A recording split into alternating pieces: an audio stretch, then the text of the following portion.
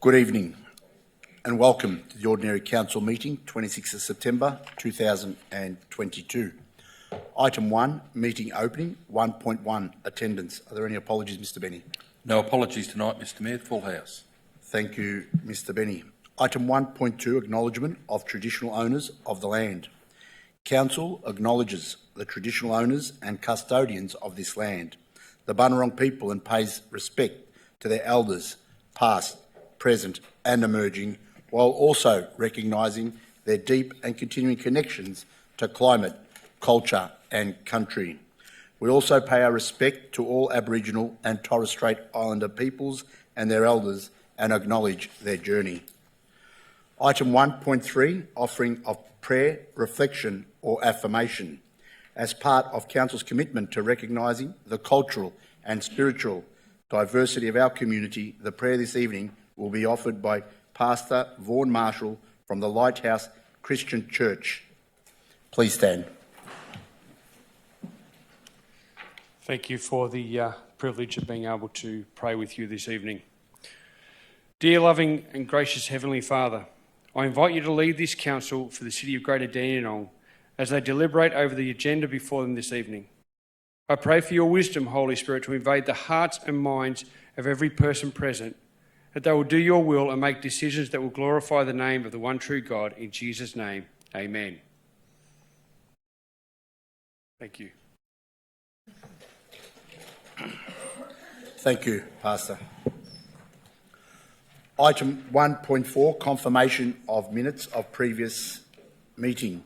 Meeting of Council held on the 12th of September 2022. Move it, thanks. Moved by Councillor Long, second by Councillor Garrard. Are there any questions? Is there any opposition? If there is no opposition, I declare the motion carried. Item 1.5, disclosures of interest. Mr Benny.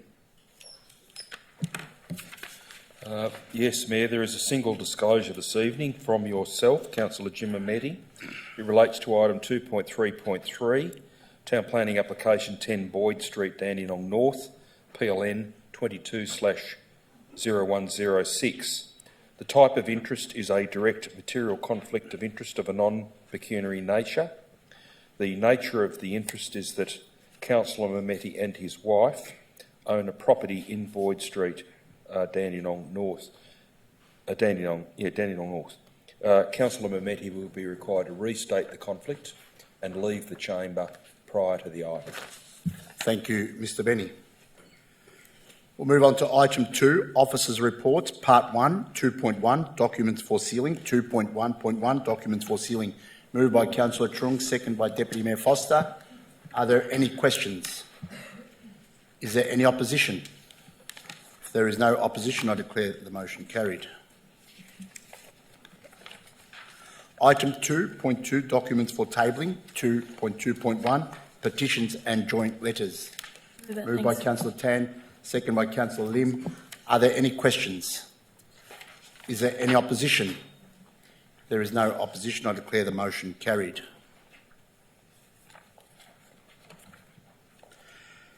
(2.3) Statutory Planning Applications, 2.3.1 Planning Decisions issued by Planning Minister's Delegate, August 2022. Moved by Councillor Lim, second by Councillor Formosa. Are there any questions? Is there any opposition? If there is no opposition, I declare the motion carried. Item 2.3.2 Planning Delegated Decisions issued August 2022. Moved by Deputy Mayor Foster, second by Councillor Lim. Are there any questions? Is there any opposition? If there is no opposition, I declare the motion carried. Item 2.3.3 Town Planning Application number 10 Boyd Street, Dandenong North, Planning Application number PLN 22/0106. I would like to disclosure of interest, a direct material conflict of interest of a non-pecuniary nature, that my wife and I own a property in Boyd Street, Dandenong North. So, councillors, since I've declared a conflict of interest, I'd like to call Deputy Mayor Foster to take the chair.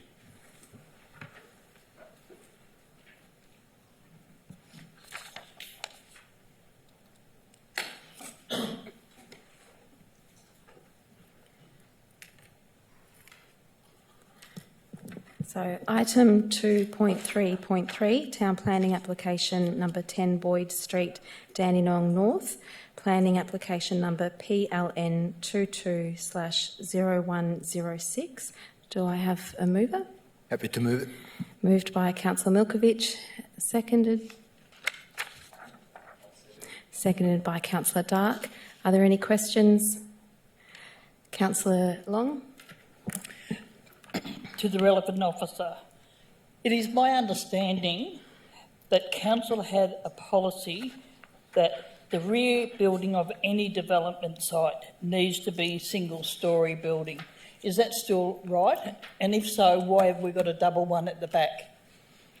Thank you, Councillor Long. Mr Thorley?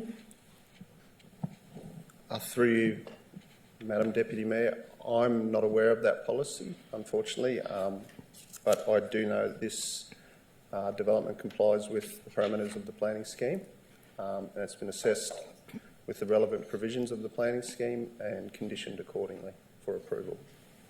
Thank you. Thank you, Mr Thorley. Councillor Long? If the policy has changed, when was it changed?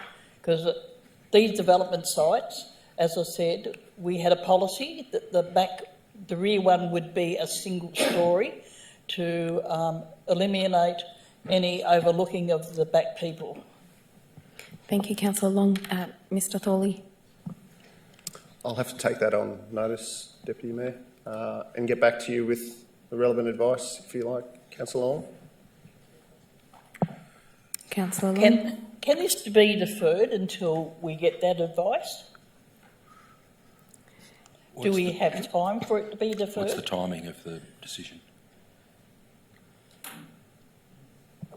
I'm not sure. I'd have to take that on notice and get back to you. Sorry, Councillor Long. But as for the timing of the decision, where we are in terms of the decision clock, I'm not sure where we're at, unfortunately. I can quickly have a look over it to see if there's any mention in the report, but I haven't seen that mentioned in the report. Would you have that decision before this council meeting finishes tonight? I can try and get that for you as quickly as possible. Yep. I'd like to move this part of the meeting to be at the end of the meeting so we can try and get that information before we make a decision on this. I'm happy to second. So, There's actually the recommendation's been moved and seconded. So this is an amendment. Yes. So the mover and seconder have to approve that because it's quite substantially different. Motion to Right. adjourn. So it's up to the Motion mover. to A adjourn. procedural motion, though, isn't it? It's their motion. It's just moving it. But there's also Chair. a motion already on the table. Okay, As the Councillor Dark. seconder, I'm happy to approve that to be delayed and reorganise the agenda. Thank you. Okay. What thank about the you. mover? Yeah, happy to do that. It's going to satisfy you. No Thank problem. you. Thank you, Councillor Dark and Councillor Milkovich. So we'll go back to this item once Mr Thorley has found some further information.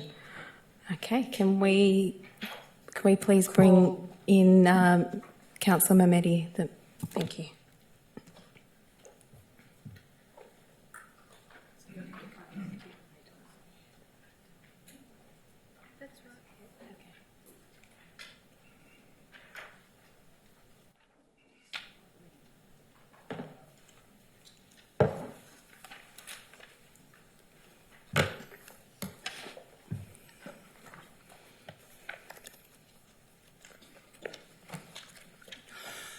Thank you, Deputy Mayor Foster. Item 3, question time public. Mr Benny.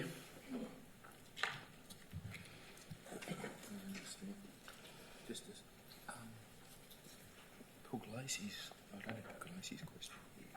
I've got the attached information. I don't know just yet. Yeah, sorry, Mr Mayor. The first question this evening is from Adam Murray of Keysborough. I'd like to ask a question in relation to the June 2022 financial report tabled and passed without opposition during the council meeting of September the 12th, 2022. More specifically on page 179 of the council minutes from that meeting. The council exposure reported on combined long service and annual leave is almost $22 million. meaning council must hold in reserve $22 million for leave entitlement, as does any business.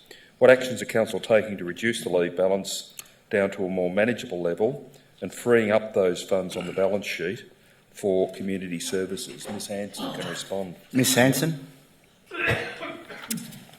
For you, Mayor, thank you for the question, Mr Murray. Whilst council's leave provisions are just under $22 million at 30th of June, I just want to note that 60% of that balance relates to long service leave, which is a long-term employee benefit.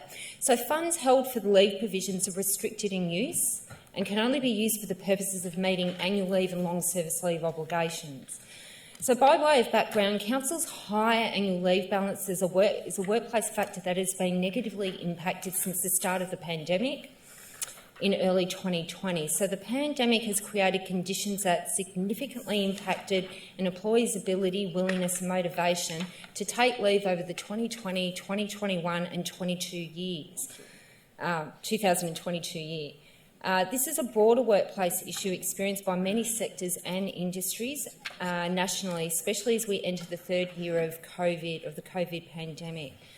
As conditions surrounding the pandemic have gradually improved, there have been a substantial reduction in the amount of leave proposed to be taken. Several measures have also been implemented to encourage staff to take leave when possible, including a new reporting process that focuses on staff with excess leave and maintained throughout the year, regular COVID briefing updates reminding staff of the importance of taking leave and encouraging staff to do so for ongoing health and wellbeing, and also educating staff on the ability to cash out a portion of their excess leave in accordance with enterprise agreement requirements, and a strong focus on leave plans issued. Thank you, Ms Hanson. Mr Benny. The next question is also from Adam Murray of Keysborough. May we have an update on the progress of the Keysborough South Community Hub? Has the tender process slated to be complete by August been finalised, and when will construction begin? Mr Kearsley. Mr Kearsley. Thank you for the question, and through you, Mayor, I can advise that tenders closed at the end of August, and council officers are currently reviewing the tenders. I'm hopeful for a council report to be tabled in the next few months. Based on the timing of this, it is likely that the construction will now commence in early 2023. Thank you. Thank you, Mr Kearsley. Mr Benny. The next question is from Sylvia Mastrogiovanni of Dandenong. At the last council meeting, I asked about how council's lobbying for better consultation on the Little India redevelopment was progressing. I thank council for their work lobbying state government for Dandenong residents.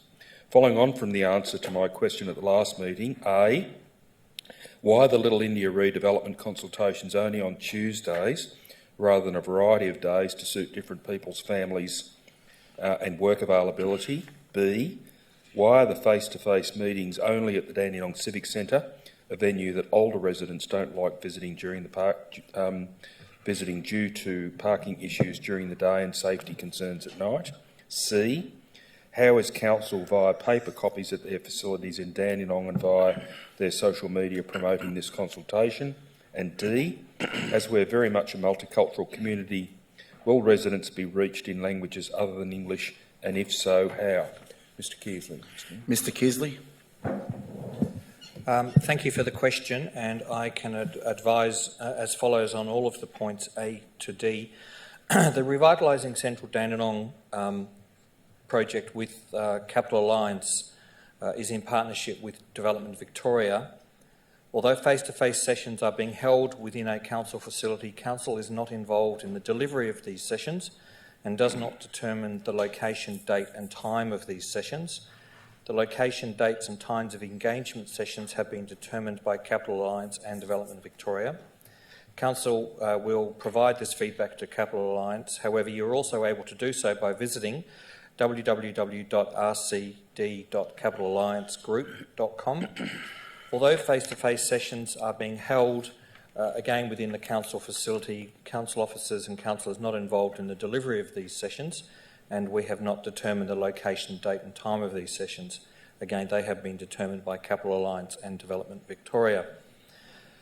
Council will be actively promoting these engagement opportunities via its social media platforms and Council's website.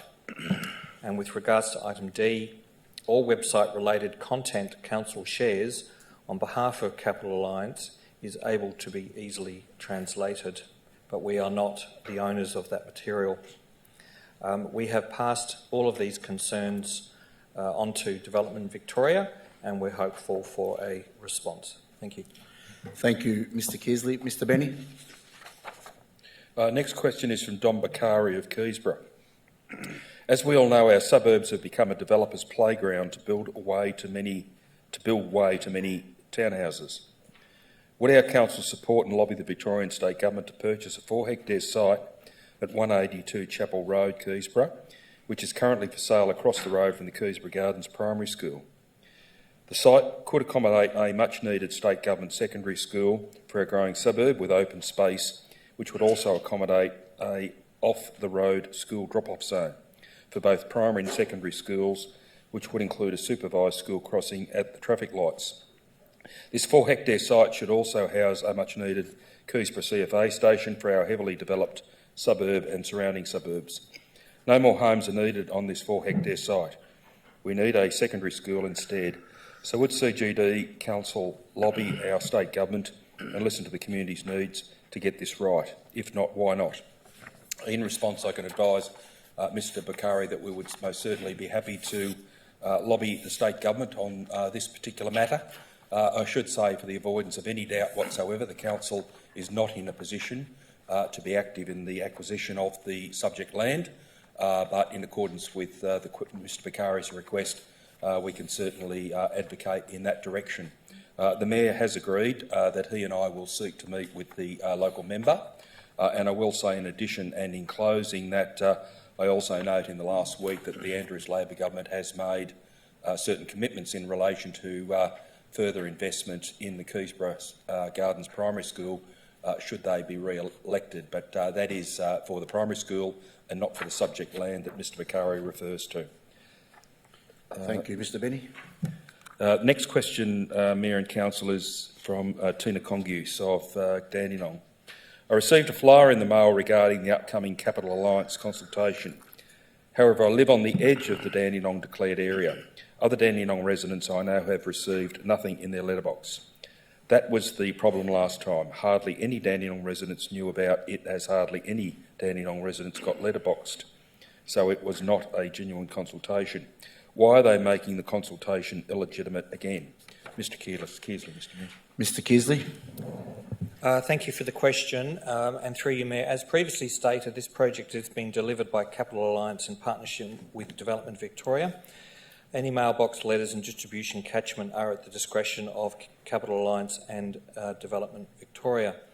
Within the Revitalising Central Dandenong website, which is again www.rcd.capitalalliancegroup.com, there is an option to join their mailing list to receive any updates as they become available.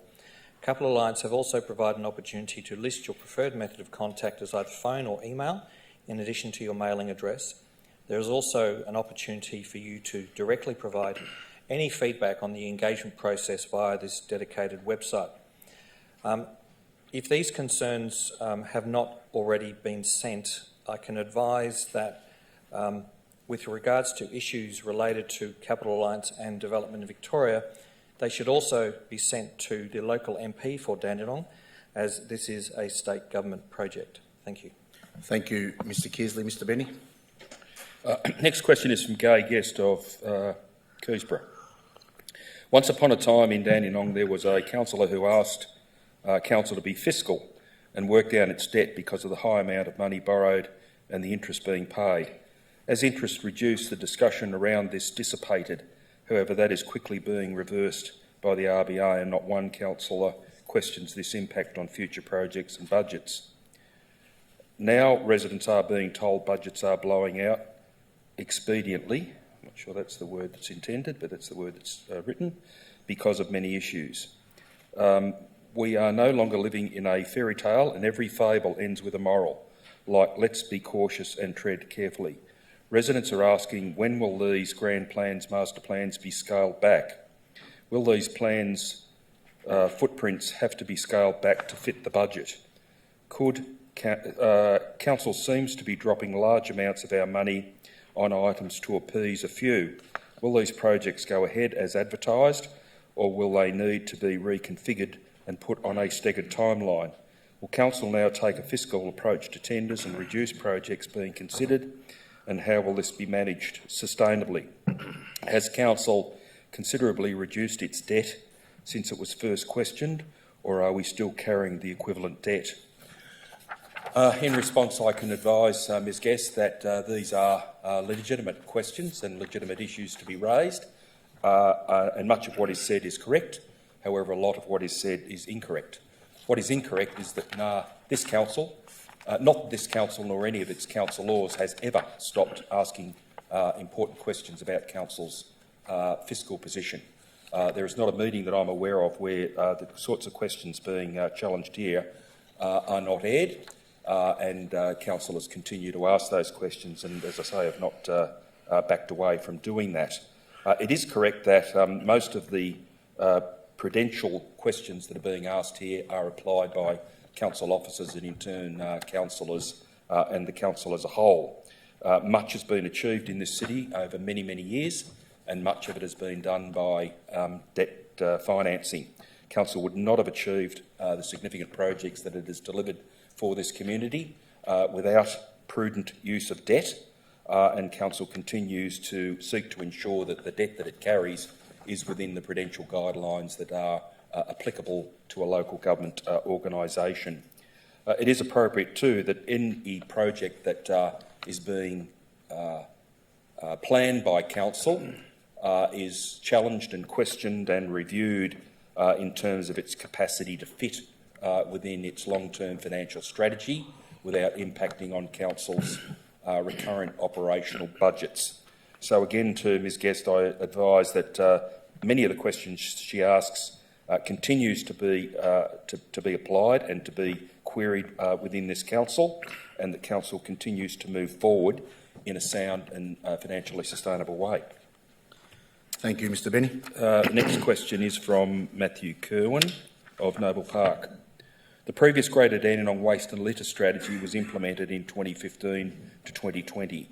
When is the replacement strategy going to be developed, and what early public consultation will be involved?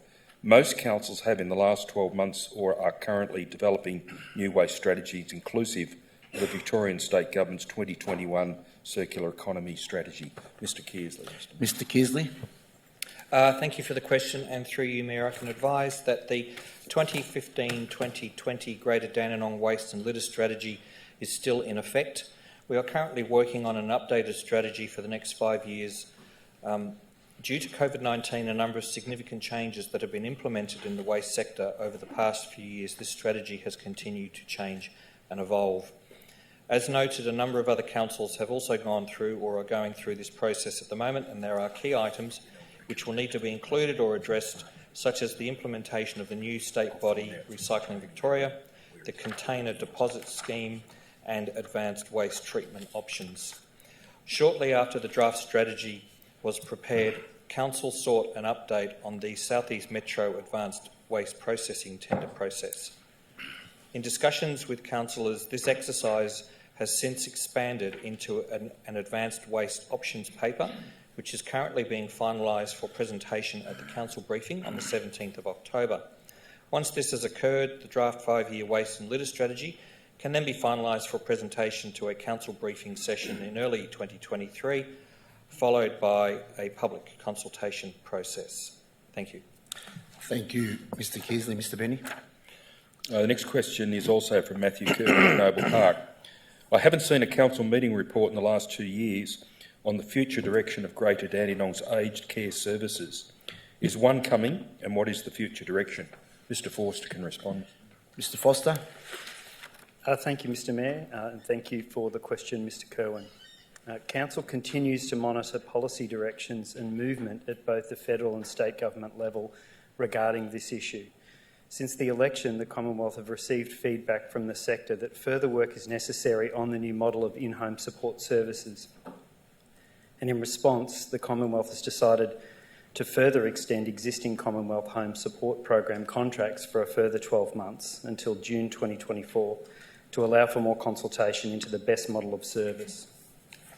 Council has already participated in consultations on the new model of in-home support, including a specific meeting with the Commonwealth, so they could understand the important role local government has played in aged care over many decades.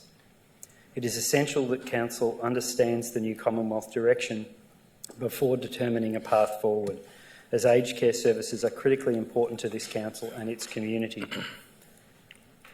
And this decision must be made carefully and in full understanding of the future program in order to maximise the quality and level of service delivered. Recent media attention has reported situations where other councils have decided not to accept the 22-23 contract extension, and the transition to other providers has been challenging, in some cases resulting in clients experiencing service delays from their new provider, something that this council is determined to avoid. It is anticipated that the situation should become clearer in the first half of 2023, at which time reports to council will resume. Thank you, Mr Foster. Mr Benny. The next question is also from Matthew Kerwin of Noble Park. Previously, a kiosk-style cafe was planned for the playground at the Dandenong Market. Is that still planned, and if so, what is the expected timeframe? The indoor playground at the Dandenong Market is always busy with young families, and not having a cafe to service them and retain people in the general merchandise area and the market in general for longer is a wasted business opportunity for a potential cafe owner, but also other stall holders. Ms Sprague could respond. Ms Sprague. Through you, Mr Mayor. Mr Kerwin, the possibility of a cafe near the playground has long been considered as part of the market's broader strategic plan. This involves a significant investment in services for the general merchandise hall, particularly water, but also better gas and electricity supply. It was also envisaged that the wall between the GM Hall and Market Square might come down at some point, which would open that whole area up and remove the barrier between the playground and a number of existing coffee stalls.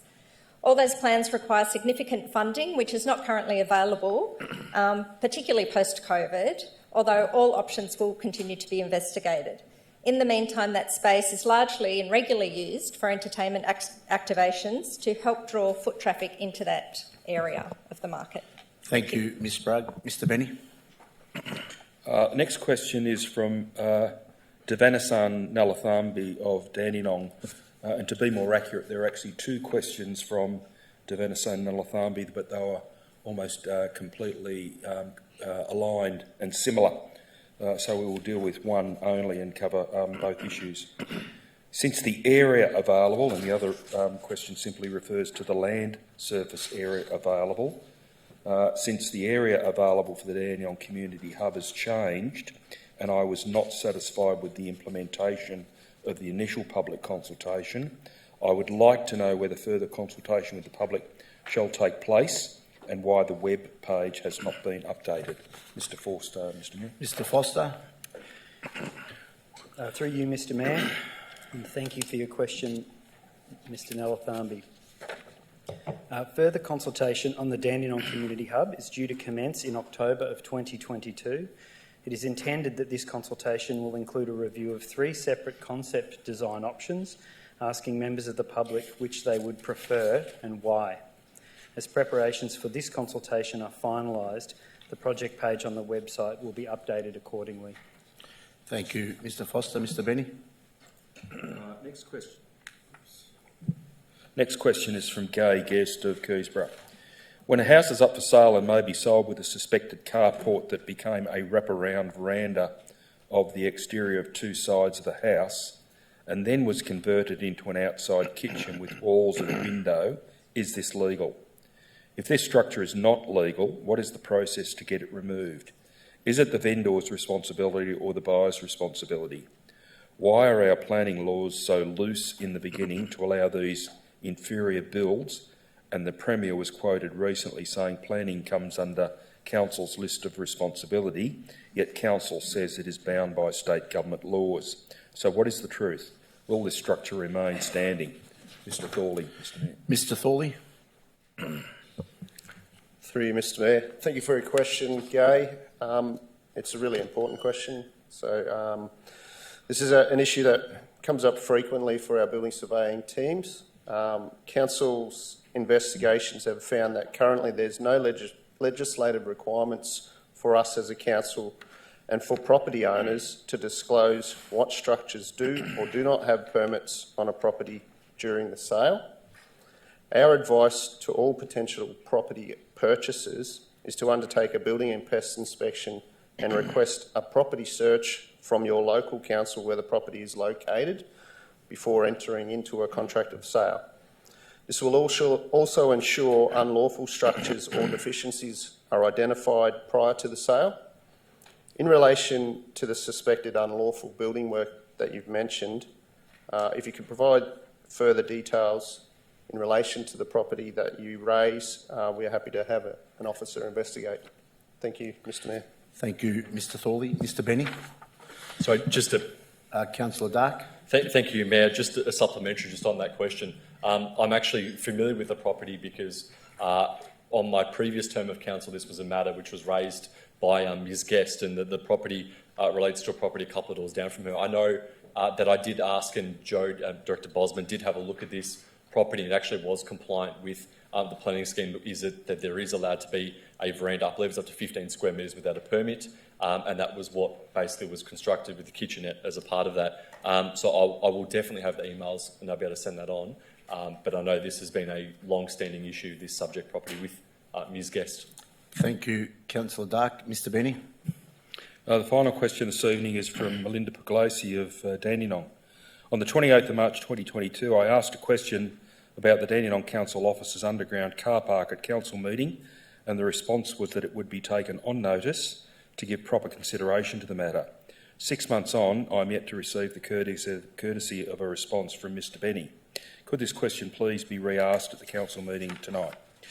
In response, I apologise for any discourtesy that might be read in my non-response. I'm aware that a final response was provided and was documented in the minutes of the following meeting, albeit that final response was only a very brief one, and it referred to a marginal additional extension of the closure.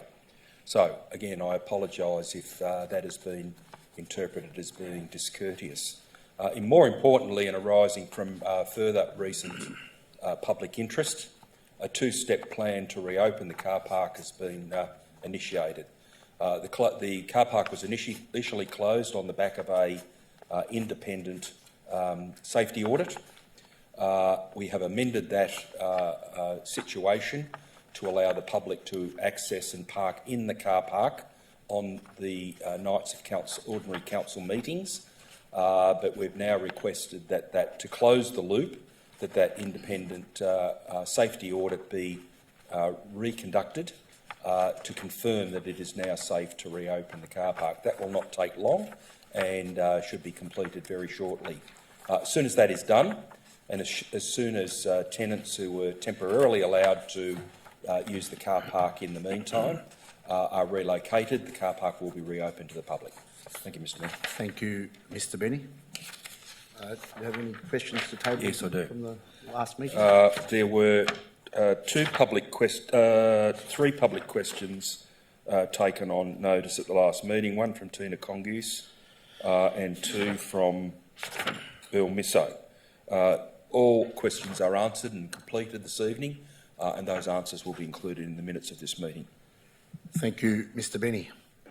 Item 4, Officers' Reports, Part 2, 4.1, Finance and Budget, 4.1.1, Guarantor of South East Leisure Proprietary Limited Finance Lease. Moved by Councillor Dark, second by Councillor Formoso. Are there any questions? Is there any opposition? If there is no opposition, I declare the motion carried. Mayor. Councillor Dark. Thank you, Mayor. Mayor, just to the councillors and those following at home as well, for those that aren't aware of this item in the agenda. South East Leisure is a company in which this council set up not long ago to run our quality facilities and the growth that was in place. A few years ago, it became evident that NPAC, when it was undergoing some renovations, the replacement of the pool tiles and some other work, was that there was an opportunity to be able to increase the return that potentially can have this council through the additional services that can be provided. That includes the sauna, the steam room and the gym, something which I know former Councillor Blades, Councillor Tan and myself, at the then time the ward councillors, were very, very active in supporting. This guarantee basically is getting towards the final stages. This is the part where now we are ordering the gym equipment to be installed in the gymnasium to then basically get open so that our residents have state-of-the-art facilities. As South East Leisure is a new company, and I know there was a brief conversation on the Keysborough notice board about it, it doesn't have the capacity to guarantee and to be able to finance it without having the history and the historical finances that were there. So with that, this item here is to provide that guarantor, and hopefully the gym equipment will be ordered sooner rather than later, and we'll have state-of-the-art facilities. Thank you. Thank you. Councillor Dark. Item 4.2 Other, 4.2.1 Draft Minutes of Arts Advisory Board Meeting, 16th of August 2022. Moved by Councillor Garrard, second by Deputy Mayor Foster. Are there any questions? Is there any opposition? If there is no opposition, I declare the motion carried. Item 4.2.2 Draft Minutes of Cultural Heritage Advisory Committee meeting on the 11th of August 2022. Moved by Councillor Garrard, second by Councillor Lim. Are there any questions? Is there any opposition? If there is no opposition, I declare the motion carried. Item 4.2.3 Draft Minutes of Positive Ageing Advisory Committee meeting on the 11th of August 2022. Moved by Councillor Garrard. Second. Second by Councillor Dark. Are there any questions? Is there any opposition? If there is no opposition, I declare the motion carried. Item 4.2.4 Reports on matters discussed at councillor briefing sessions and pre-council meetings. Moved by Councillor Trung, second by Deputy Mayor Foster. Are there any questions? Is there any opposition? If there is no opposition, I declare the motion carried. Item 4.2.5 List of registered correspondence to Mayor and councillors. Moved by Councillor Garrard, second by Councillor Lim. Are there any questions? Is there any opposition? If there is no opposition, I declare the motion carried.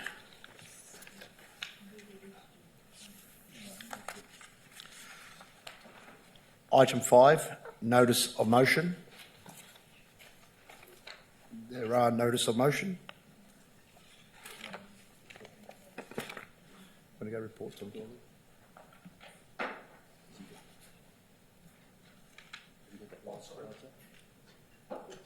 No, have you got the last answer? Yes, okay. Yeah. Councillors, if I can take you back to page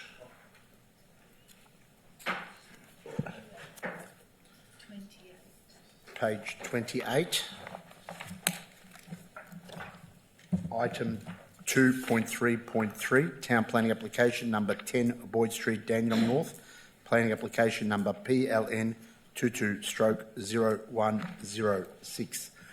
Councillors, I have a disclosure of conflict of interest, a direct material conflict of interest of non-pecuniary nature, that my wife and I own a property in Boyd Street, Dandenong North.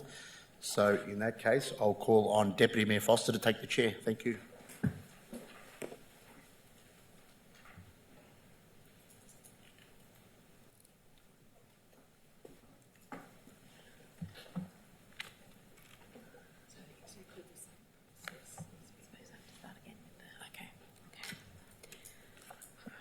So item 2.3.3, we return to Town Planning Application number 10 Boyd Street, Dandenong North, Planning Application PLN 22/0106. So I have a mover for that Happy item. to move it.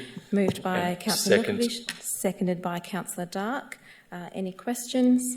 So Councillor Long. Have we got an answer from what my questions on the previous part of this council meeting? Thank you, Councillor Long. Mr Thorley. Through you, Deputy Mayor. Councillor Long, in relation to rear dwellings, that was definitely a provision within the general residential zone as a whole, general residential zone 1 and 2. That provision was purely to discourage, it wasn't prohibited. And within this part of the general residential zone, the neighbourhood character statement for this area is incremental change, which actually requires, or the preferred housing type is medium density development, which allows up to 2-storey height across the whole site. Thank you, Mr. Thorley.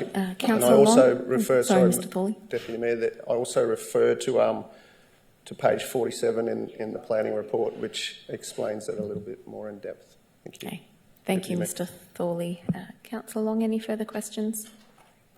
No, I'll wait for a debate. I will be opposing this. Thank you. Okay. Any other questions?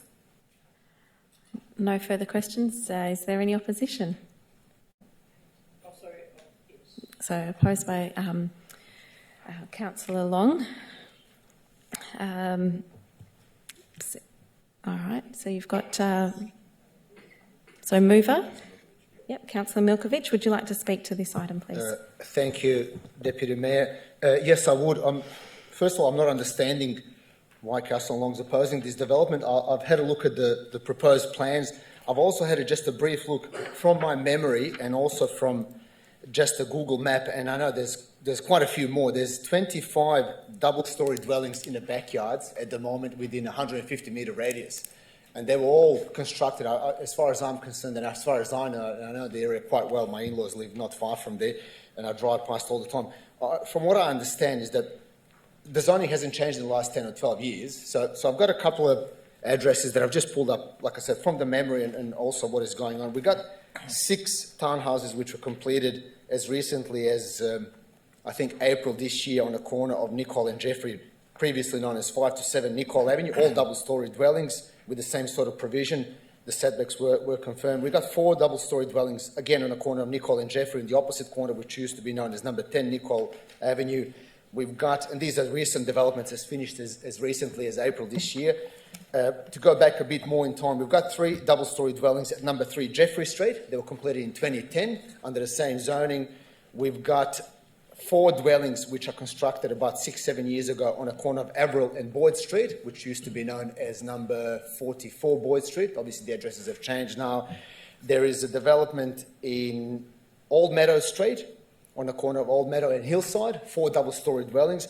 Now, I've looked at the plans, and by no means, I don't want to sound like I'm all for development and overdevelopment and making these dog boxes, but I've looked at the plans, and first 2 dwellings comprise 3 bedrooms, 2 bathrooms with a double garage for each dwelling, and the rear dwelling is a double-storey dwelling, and I've noticed that the setbacks from the western side, from the west border, is 3.3 metres, which is the smallest one, and then on the northern side is 4.2 metres, I think 4.2 or 4.4 as far as I could read the plan. It was correct me if I'm making a mistake. So looking at, like I said, at the radius as to what is actually going on, and I'm not talking all about multi-unit developments. There's quite a few examples of units being built, double-storey units being built at the back of the single-storey dwelling under the same zoning, one particularly at number 54 Boyd Street and the other one at number 105 Boyd Street, which was completed about, I would say, 11 years ago under the same zoning.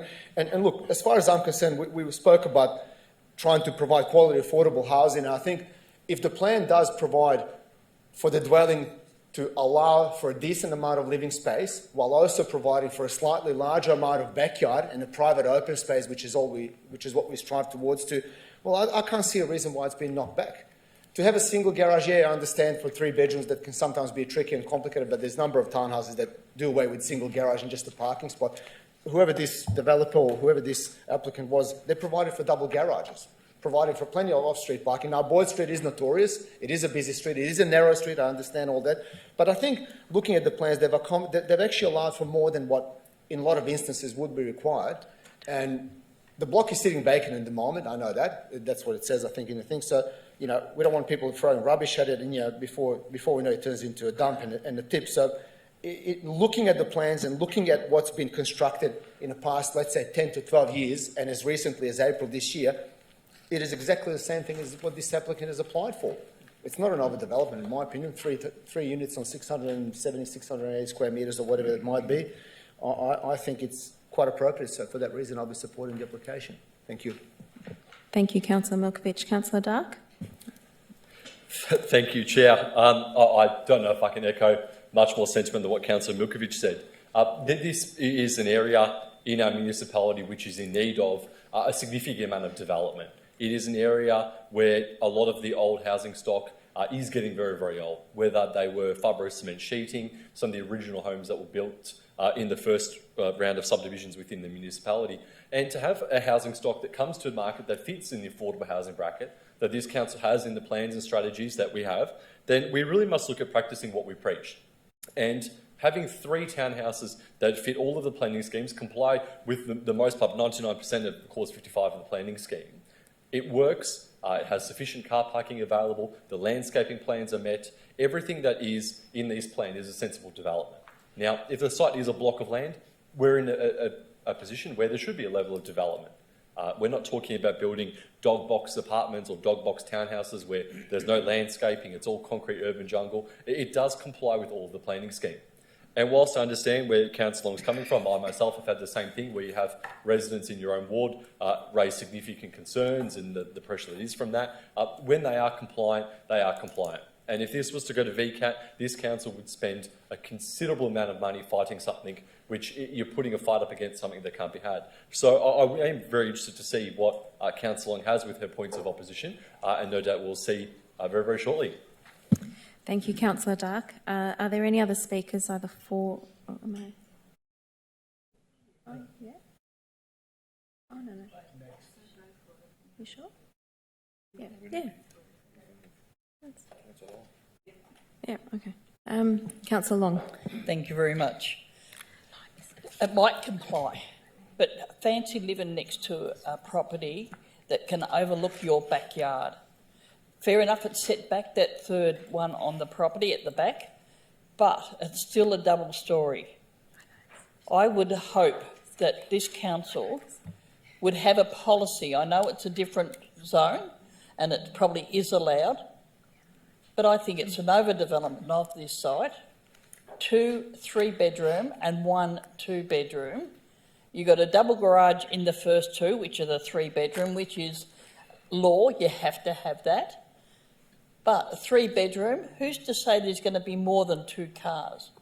Boyd Street is a very narrow street. It's a bus route as well. These cars will end up on the street.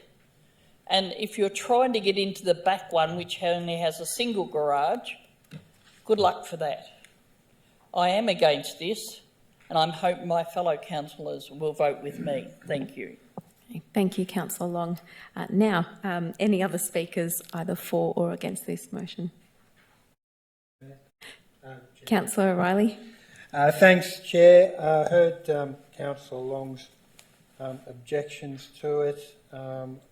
Unfortunately, I didn't know of any possible objections to this until it was first introduced in the chamber, and I would always appreciate if councillors were planning to object to a planning application that there be some flagging or forewarning. It gives councillors additional time to examine the different arguments of the application, but getting to the substance of the planning application. The wording that this council has chosen in the past and endorsed in our policies is that the rear property should be single storey. Now that was deliberate wording. It was not must, and it was probably not must for a reason, and it was probably not must because it allows for some flexibility, planning being the complex thing that it is, that if all the different circumstances are taken into account, then potentially we can say that it complies with planning code. And as has been mentioned, page 47 of this agenda goes through in detail the reasons why, although there is a double story at the rear of the property, the reasons why this particular application still complies. I think to go along with Councillor Long's rationale that overlooking and on-street car parking should be the main reasons to refuse this application would make us inconsistent with prior council decisions along these lines. We all know, brought up every meeting about on-street car parking, that this council can do nothing about it because it is brought down by Victorian government planning law. We know that overlooking is dealt with by things such as mandatory opaque windows. These are things that come up in planning applications all the time, and having been on council for 10 years, I've seen it over and over again. So these reasons do not pertain to this application individually, but they come up all the time, and they shouldn't be, this application shouldn't be treated as special in that council refuses it on those reasons. I think generally, I think this, like as councillors, we should recognise that planning officers Councillor spend Riley, months. You've got after 20. extension. You've got 20 seconds. So you still got 20 seconds. Thank you, Chair. I think that as councillors, we should be mindful that the planning officers spend months negotiating with applicants to get the best planning outcomes, and to refuse applications at the last minute somewhat undermines that process, and applicants would be less likely to engage with planning officers in that sort of process of getting the best planning outcomes by officers if we as councillors refuse applications at the last minute. So I think I've heard Councillor Long's concern. Councillor Riley, I think the 20 seconds is now. Thank you, Chair. I think they're addressed in the agenda. Thank you. No problem. Councillor Mikovic, your right of reply. Thank you, Chair. I've just got to correct Councillor Long in her opinion that double garages are mandatory for dwellings. It's actually 2 parking spots. There can be a single garage and a tandem parking spot, which a lot of developers utilise to obviously increase the living space. And that actually does cause a little bit of concern sometimes when it's a narrow street, because there is an assumption. But what I'd like to remind my fellow councillors, we are here to look at facts and figures, not in fortune telling. We cannot predict what someone's going to do with their garage. I mean, any one of us at any point of time is quite welcome under the law, and there's no law against it, to turn their garage into a gym, storage, teenagers retreat, or just a second living area. And that will force us to park our cars on the street. There's no legislation that covers that, as far as I understand. You can have temporary furniture moved in there, or whatever the case might be, or your in-laws might be storing furniture. So the fact that these developers have actually, or these applicants, provided for a double garage, and like I said, I think it's more than what was necessary, and we can't engage in what if this happens and that might happen and this will happen. We're not in a business of fortune telling. We're in a business of looking at facts and figures, and we're a business in looking at these plans, and obviously and taking into account the officers' views and opinions, which obviously they're quite capable of doing their jobs, and they assessed all these criteria against what this council has prescribed, and this application fits the bill. If it fits the bill, it has to pass. It's not what we think personally, whether we like the colour of the brick or not. If it fits, it's right. So thank you. Thank you, Councillor Milkovic. So we will take this to a vote. All those in favour of the motion, please raise your hand. Okay, so Councillor Dark, Councillor Milkovic, Councillor Tan, Dark. I didn't rename you Duck. Councillor Dark, Councillor Milkovich, Councillor Tan, Councillor Lim, Councillor Formoso, Councillor Foster and Councillor O'Reilly. All those against, please raise your hand. Councillor Trung, Councillor Garrard and Councillor Long. The item is carried. Thank you. Can we please call Mayor Mehmeti in, please?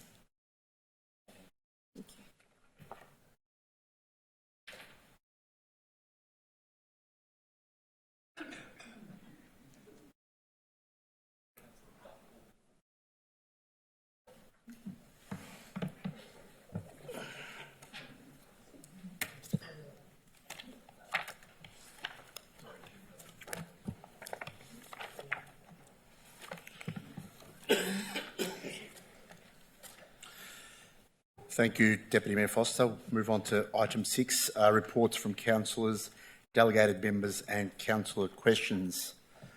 Councillor Dark. Thank you, Mayor, and I'll try and speak English and minimise the quacking tonight. Thank you, Mayor. It's been a very, very, very busy fortnight for this council, and I know all of the councillors have been very, very busy with the end of the season events of the winter sports, the start and the launch of the summer sports, and all the other events that we seem to be having. I had the opportunity to attend the grand final of Noble Park Football Club versus Rowville. The Noble Park Football Club sits in the Eastern Football League, and just to add an even more level of complication, the rest are in the Southern Football League.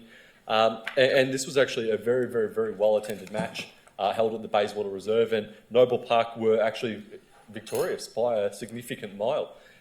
This was, a lot of it had been done, a lot of work had gone in from a lot of local residents, from people who'd been involved with the football club, and for them to be able to achieve a goal of winning the premiership in the Eastern Football League, which is a football league that's a lot harder than the Southern Football League, it is a significant achievement for them. I also had the opportunity to attend the Springvale Football Club presentation night that was held at the Sandown Park Hotel. Congratulations to Chris Thompson and Sean Francis, two young guys who have been admitted as life members of the Springvale Football Club. Not long after I was first elected in 2016, I actually had received an invitation to go down to the Springvale Football Club and meet them down there. And there was a lot of issues with the football club, a lot of structural issues with the leadership. The old white guard, if you call it that, had not embraced the change of the guard and the younger generations coming through. The work that was going on within the growth of the club was coming to an end. And for a football club which does not have juniors to then end up in a position where they were struggling was a significant issue. The younger generations came in, led by Sean Francis and the executive committee with some of the guidance of some of the older members. And it's actually now, by the attendance and by one of the people attending in the Southern Football League from the actual league itself, is actually the largest football club in the whole Southern Football League. So from Port Melbourne all the way down to Mordialloc across, the Springvale is now known as the Powerhouse Club, and the Southern Football League are paying a lot of attention to it. Not only that, but because of also the activation they've had with getting girls involved in the sport through the netball, the girls through the women's football team, and the growth that they're experiencing is absolutely phenomenal. So it was good to see the turnout. 186 people attended the event. Very, very well attended event, the dedication that's there. I also had the opportunity to attend the Dandenong South Soccer Club presentation night that was held at Alency Receptions, and it's the first time I've actually ever been there. I've driven past probably 1,000 times, and it is a phenomenal venue, and it was a very, very well attended event. Lots of families were there to celebrate the achievements, and for the record, I know there is some videos online. Councillor Lim is probably one of the best dancers that I've seen in a long time when it comes to the Wellbeing dancing. I'm aware that video has, I believe, now got over 1,000 views, and the commentary is not about Councillor Mehmeti's dancing, not about anybody else, but how good Councillor Lim is at dancing. So if there is a future after council and after running a pharmacy, Councillor Lim certainly got it in the bag.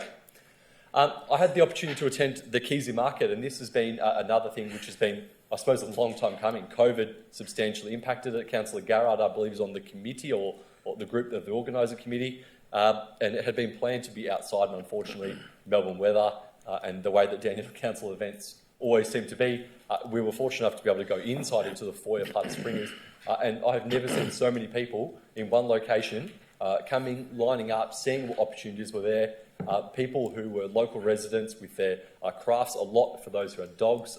There was leashes and biscuits and homemade dog treats and you name it. But it was a very, very, very well-attended event. So I think that there's certainly, I believe from what I did see a Facebook post, and that there is going to be future events, but I'll let Councillor go. I'd mentioned that in her report.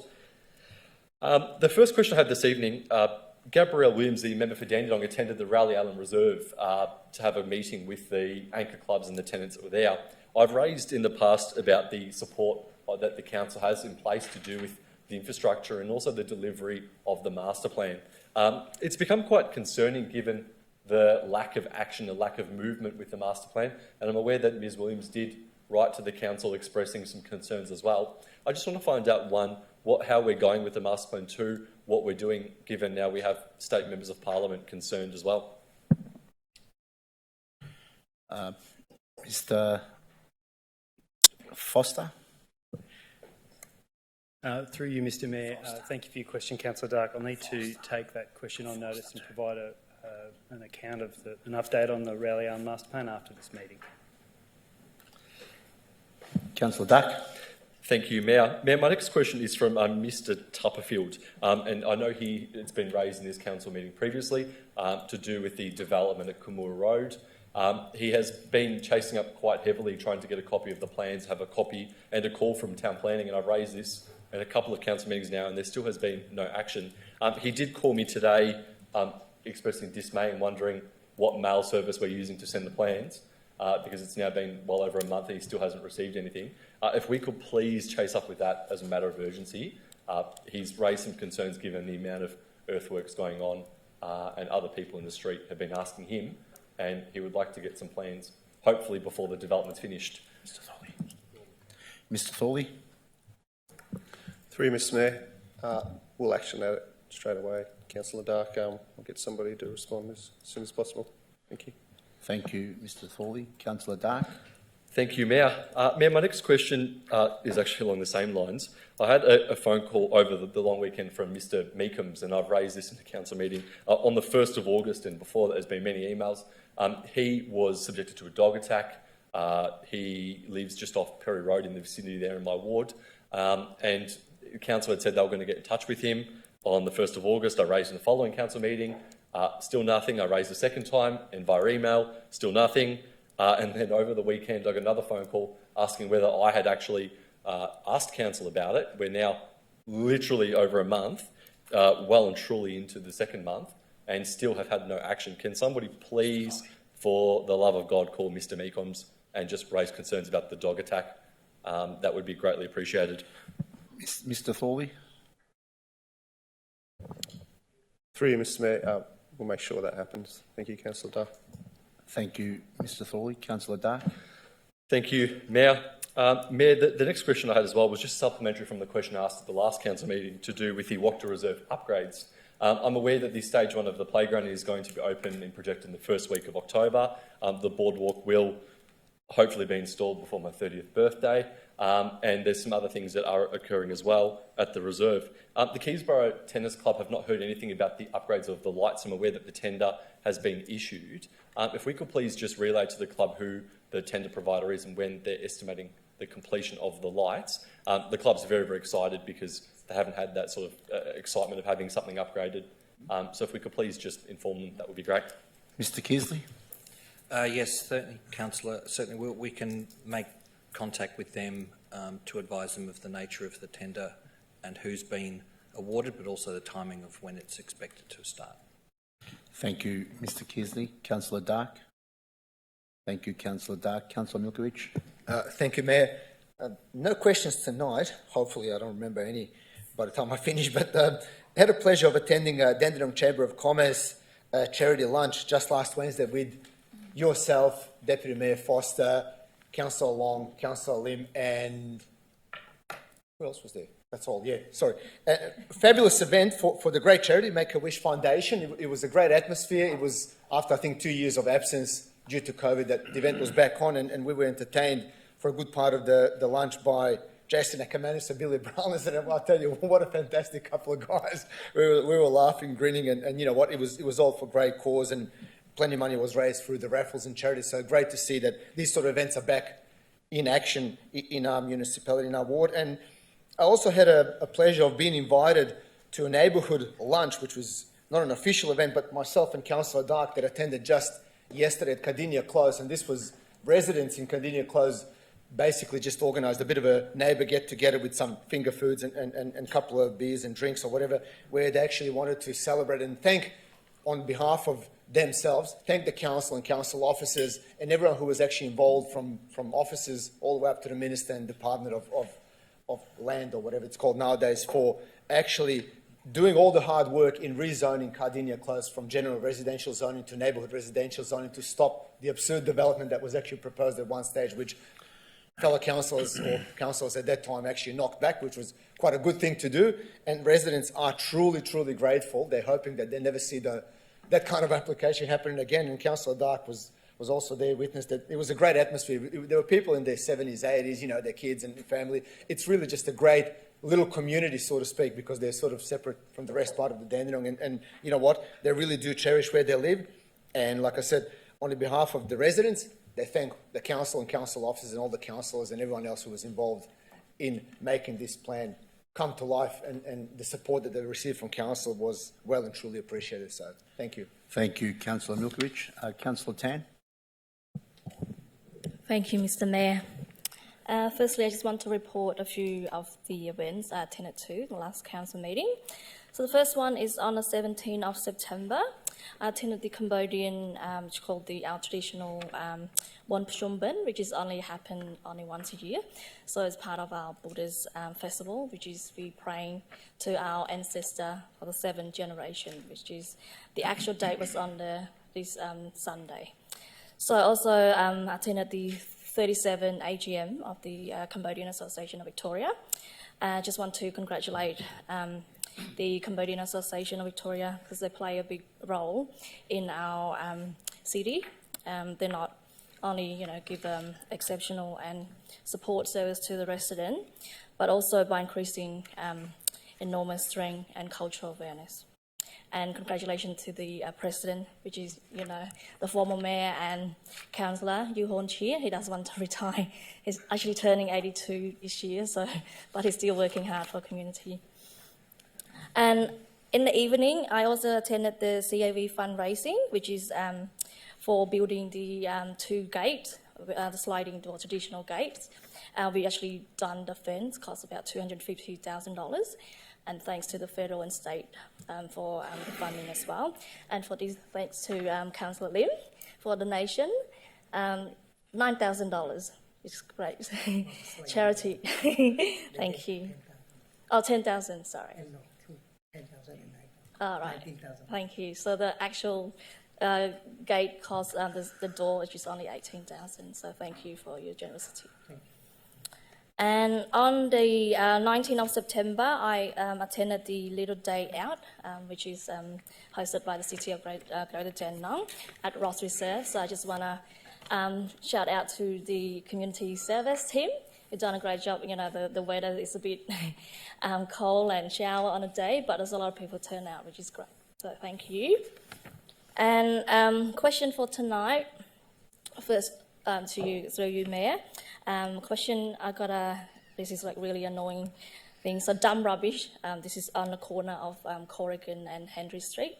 Right in front of, there's a flat, so which is dumped all the time, week by week. Through you, Mayor, can the relevant officer do something about this? Can you put a sign or fine people? Actually, because you can't get rid of this rubbish week and week.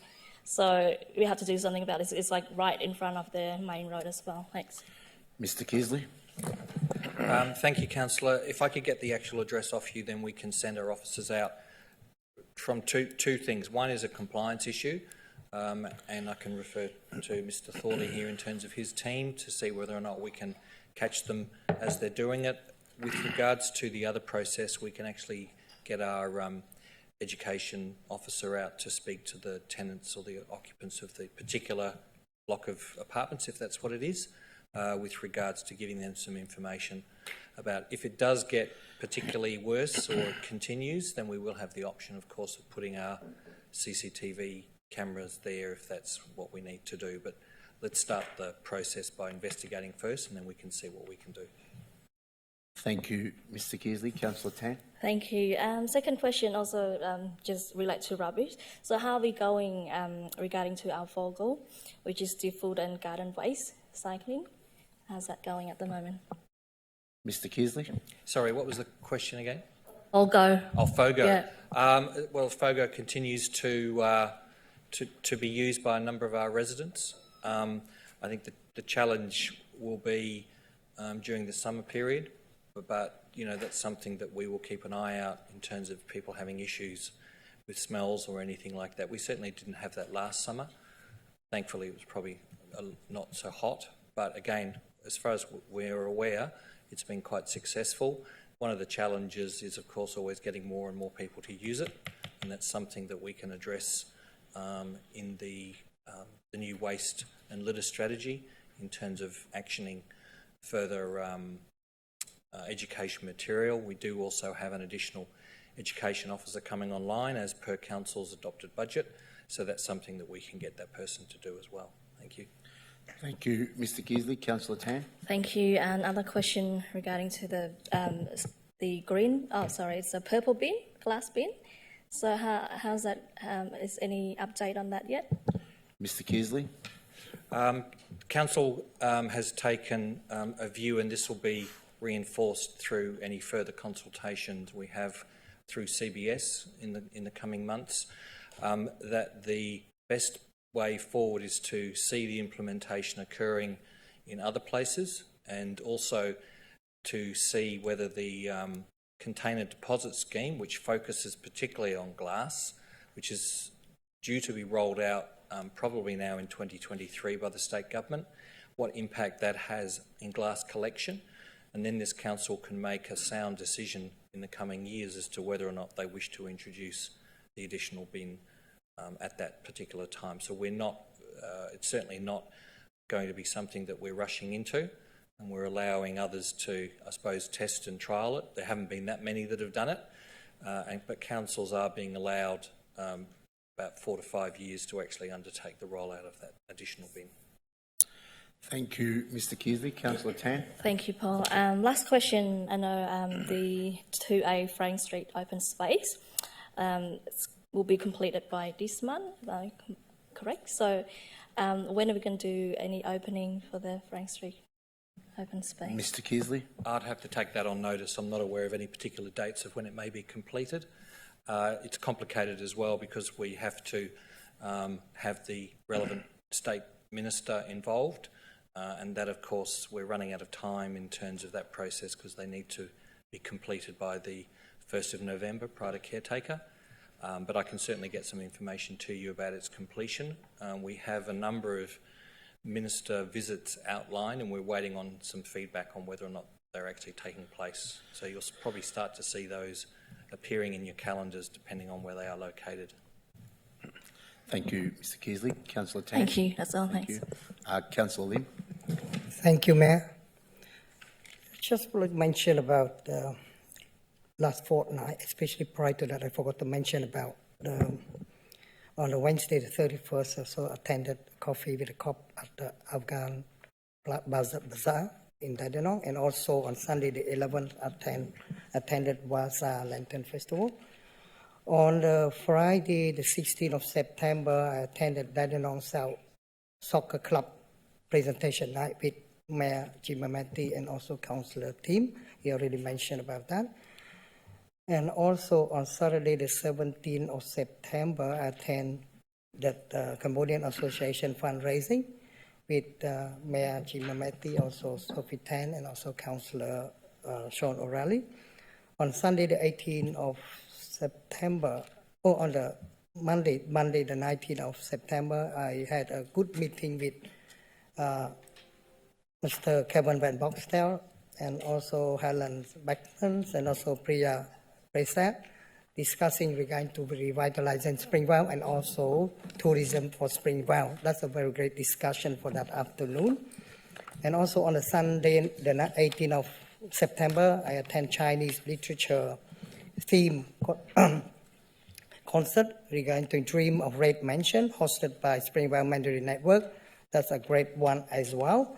And on Tuesday, the 20th of September, I attended Springvale Community Hub second birthday celebration. On Wednesday, the 21st of September, I attended Fierce Youth Festival hosted by City of Greater Dandenong Youth Services of Noble Park Skateboard Park, and also Grand Final Charity Lunch hosted by the Greater Dandenong Chamber of Commerce that already Councillor Milkovic mentioned about that already. But I have a great chance to discuss with Lisa Moore and the CEO, and also Ross Raymond, Director of Chamber of Commerce, regarding to Springvale and also Chamber of Commerce as well. They are very supportive. And fortunately, I sat on the timetable of one of charity group that provide a lot of food bank to so many charity right across Victoria during COVID. And at night time, I attend citizenship ceremony with Councillor Jim Mameti. The 22nd of September, on Thursday, I had a meeting with Liver Health, spent about 2.5 hours, how to educate our Cambodian community in our city, and also how to promote hepatitis of Victoria right across Victoria. And on Friday, the 23rd of September in the morning, it's just fortunate that Mrs. Maria Lucci, the wife of Mr. Nino Lucci, because I'm really interested in multicultural museum for our City of Greater Dandenong. She asked me to come to her house to look at all these artifacts that she been collected for many years. Especially, she showed me about her shop at number 15 Close Street. She set up that grocery in 1958, and she showed me all the calendar that she produced, 1969, 70, whatever, and so on and so on. And also she got invited by Queen Elizabeth II on the 1981 to have a dinner with the Queen, and also at the Governor House, I think. And I think her husband named Nino Lucci. They say probably everyone know her husband. And he's a journalist, I think. And he also a founder of Springvale Italian Senior Citizen Club as well.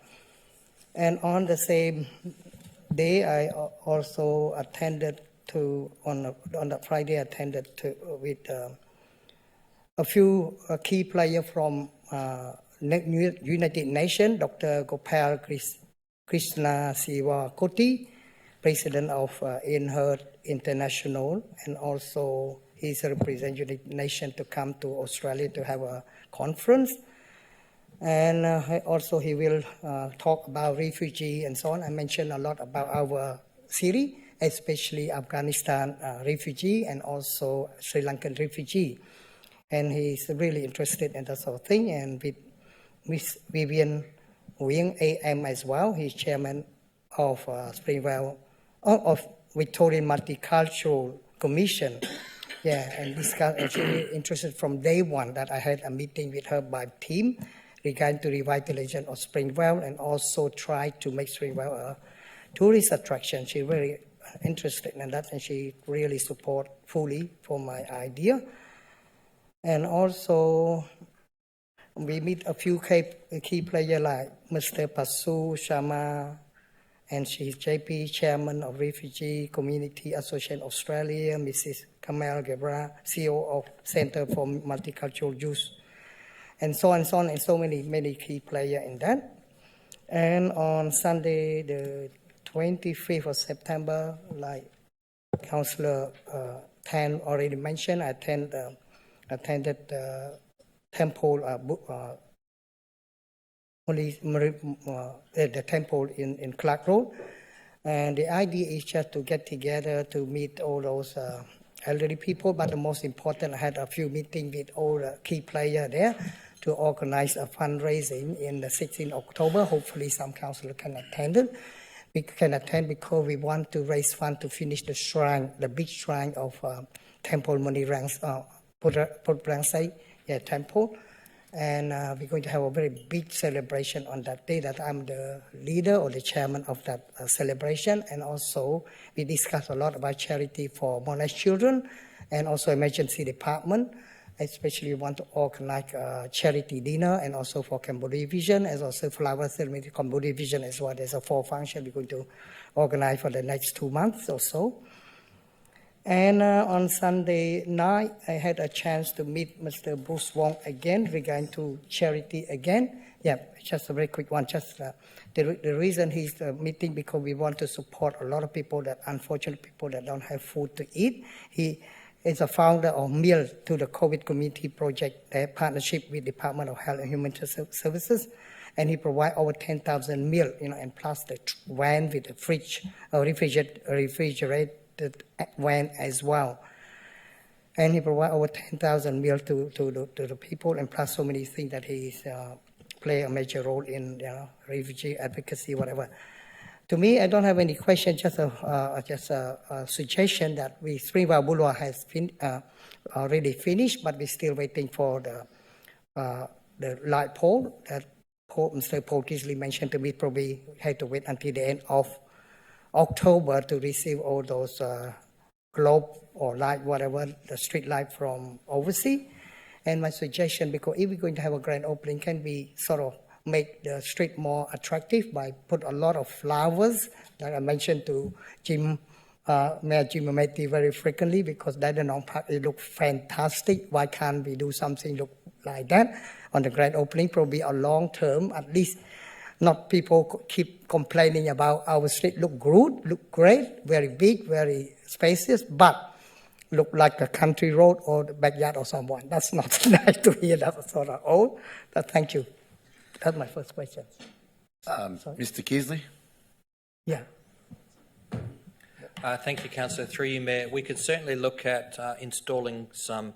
We do have the use of some movable planting and those sorts of things. I could get Kevin to have a look at whether or not they're available for certain parts of Springvale and Boulevard. We'd have to probably locate them where we have enough width in the footpath because they are quite large. We have used them previously in other parts of Springvale on occasion, so we can certainly look at whether we can do that. With regards to other factors of the boulevard, we're currently going through a process of checking all the defects, and certainly there are a number of them, which is generally fairly usual in terms of these large construction projects, but the contractor will be obligated to come back and fix some of those issues.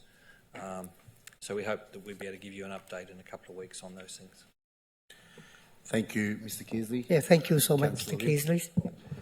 The second question is just want to know, because I'm very poor in this information regarding to some business people that come to, they want to establish some business in Springvale, especially the franchise one, franchise to Springvale. A food franchise, they really like Springvale. They did a lot of survey, like barbecue, Korean barbecue. Recently, they did a lot of survey at Glen Waverley and also Box Hill. They found out a lot of people that come to Glen Waverley for barbecue, BBQK, mainly from Springvale, the majority, believe it or not. And secondly, from some Noble Park in Keysborough. Therefore, they already applied for a permit to build a big restaurant there, cost them about more than $1 million to renovate the old state national bank there. But the other the business owner keep asking me, what is the best department that they can contact as advice how to, establish their business in Springvale. I said I want to find out, therefore they can contact directly rather than come to me. But so far we have a few, franchise that have well known in Australia, like Maji just established a few months ago, like Dragon Hot Pot as well, very famous too, right across Australia. And also the next one is Hikaru Sushi Train. That's a very popular at the moment as well, but they need our support a lot to promote and to advertise for them. But I already talked to Helen McMahon, and she's really, very happy to help me. Thanks for that. Mr. Kisley? Thank you, Councillor. The best group to talk to in Council is the Economic Development Unit, of which Helen is part of that group. Helen reports to Priya Prasad and then through to Kevin Van Boxtel. So they are the best ones for any new business to talk to, and that group is actually heading up the Better Approvals process, where they can assist a business to traverse through planning permits and local laws permits. We have a concierge service, so any business, and this goes for any other councillor, any other business that you have knocking on your door, please just forward them either directly to me or directly to Kevin Van Boxtel, and we can certainly get assistance out to them. Thank you so much, Mr. Kersley, and thank you, Mayor. That's all for me. Thank you. Councillor Formosa. Thank you, Mayor. Firstly, Mr. Kearsley is going to be very upset with me, but dumped rubbish yet again. I've had businesses from Menzies Avenue shops contact me regarding the alleyway at the back of their businesses that's constantly having dumped rubbish, and they said that council has been pretty proactive in sweeping the area on a regular basis, but it has been happening a little bit too often these days, so they'd like that to be looked into, as well as the alleyway in Dandenong Road shops. Those two locations are pretty much a thoroughfare for all sorts of behaviour, but in particular dumped rubbish. So if we could please look at maybe patrolling these areas a little bit more, or having some other ways that we can resolve this matter, please, Mr. Kearsley. Mr. Kearsley. Thank you, Councillor. Certainly I can advise, once we get details of the particular addresses, that we can send a crew up there. And again, Mr. Thorley's team can do some work with regards to the compliance and local laws, whether or not there's any investigation or fines and those sorts of things. But yeah, it is a scourge, unfortunately. People find it easier to do that and put it in the bin or take it to a transfer station. But we can certainly follow up and see what we can do. Thank you, Mr. Kearsley. Councillor Formosa. Thanks, Mr. Kearsley. I'm sure the business owners will greatly appreciate that, as well as the residents. Another question that I have, a few months ago I raised the issue of Bundumba Drive, and as a result of one of the residents that's here this evening, he, amongst others, have complained about the speed that cars travel along that particular road in Noble Park North, and I did see that we did have some measuring devices put into place, and I just wanted to know what the result of that was in terms of what did council find the speed and the amount of vehicles that were going through there, and what we were going to do about these issues. If the appropriate officer could respond, please. Mr. Kearsley. Thank you, Councillor. Through you, Mayor. Yes, if you have seen equipment out there, we probably were doing the tracking of speed, but also the number of vehicles. I can check with the traffic transport team tomorrow and see whether or not they've produced some data and material out of that, which we can then bring back to your attention. Thank you, Mr. Kearsley. Councillor Formosa. Thank you for that. And finally, my family and I were part of the Channel 9 footy show, My Room Children's Cancer Charity, that was on the 22nd of September. And the total amount of money that was raised for children's cancer was $3,375,928, which is a mammoth effort. It's the most that's ever been raised by the My Room Telethon. It was both an emotional and, I guess, rewarding to be part of it. Obviously not under our particular circumstances. My boys as well raised over $22,000 themselves. Instead of, in lieu of birthday presents this year, they decided to raise funds for the My Room Children's Cancer Charity. And a massive amount of that came from Kane Corns, who, much like Shane Crawford back in 2011, ran from Adelaide to Melbourne over 12 days, which was a total of 725 kilometres. And I don't know if people really understand the magnitude of that, but I was a distance runner back when I was a lot younger, obviously, and fitter. And to run 65 kilometres a day over 12 days is just phenomenal. I mean, I just can't believe what he's achieved for this charity, and what he's done to promote the awareness of this incredibly important cause. So my hat's off to him and to My Room, and like I said, under the circumstances, we're very saddened to be a part of this, but at the same time, it's bittersweet to be able to be doing something positive in this this tragic statistics that we have in children's cancer. 20 children will be diagnosed every week in Australia. 1 in 4 will die. It's just devastating for both children and families. And so a huge congratulations to my room, and in particular Kane Corns. My son met him and is in absolute awe of him, as we all are. It was just an incredible achievement, and I will certainly be working with this charity for the rest of my life.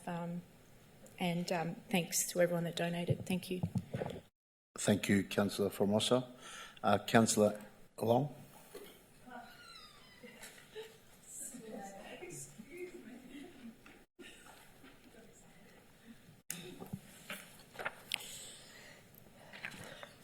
These are some of the events that I've attended since my last formal meeting. The 14th of September, I attended a coffee with cops in Dandenong, where residents had an opportunity to speak to their concerns with the local police. The 18th of September, I attended the Little Day Out at Ross Reserve Noble Park, which included coffee with cops. There was a good turnout of people despite the bad weather. 20th of September, I attended an online meeting with the Dandenong Day Nursery. 21st of September, I attended the grand final lunch, which Councillor Milkovich has already spoken about, hosted by the Greater Dandenong Chamber of Commerce. Thank you.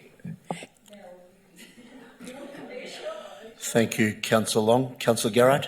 Thank you, Mayor. Mayor, as Councillor Dark alluded to before, I'd like to congratulate the Keysborough residents who put on an extraordinarily successful Keysy market. Never done it before, just determined. COVID couldn't stop them. The threat of torrential rain couldn't stop them. Big thank you to Marcus and his team for supporting us in that pivoting in the last minute inside, and thanks to SEL. It was a tremendous success, and as Councillor Dark said, it just shows there's a great appetite for local, community-led markets for people to have an excuse to get together. So it's a tremendous feeling. Thank the Mayor and Deputy Mayor and Councillor Dark for supporting the event. There was a good feeling left at the event, and there'll certainly be more coming along. Other good news, we had the $5.4 million grant from the state government for the Keysborough Gardens, as Mr Benny mentioned. This will significantly help them upgrade their facilities to allow their capacity of 600 students that they are working towards. However, it will be a very cramped space when there's 600 children on that very small campus. So I would support Don Bacati's request that we lobby the state government to purchase the land, however pie in the sky that might be. Not so much for a secondary school, because I think the land is too small, but for open space for the primary school. It would be tremendous if we could access that land to allow the school to provide free space to their kids. Lastly, fantastic to see the planting, Westwood Boulevard, tremendous planting. Thanks very much to the Parks and Garden team, right around the kicking area, a massive effort. It will significantly protect residents from heat events and also create a windbreak, but it looks fantastic, and it really makes the park look like a welcoming, wonderful place to be. So I thank them very much. My first question, Mayor, through you, is in relation to the Keysy market and whether the council would consider partnering, not in the usual way, but with a co-designed, community-led concept going forward with the Keysy group for a future market. Mr Forster. Through you, Mr Mayor, and thank you, Councillor Garrett, for your question.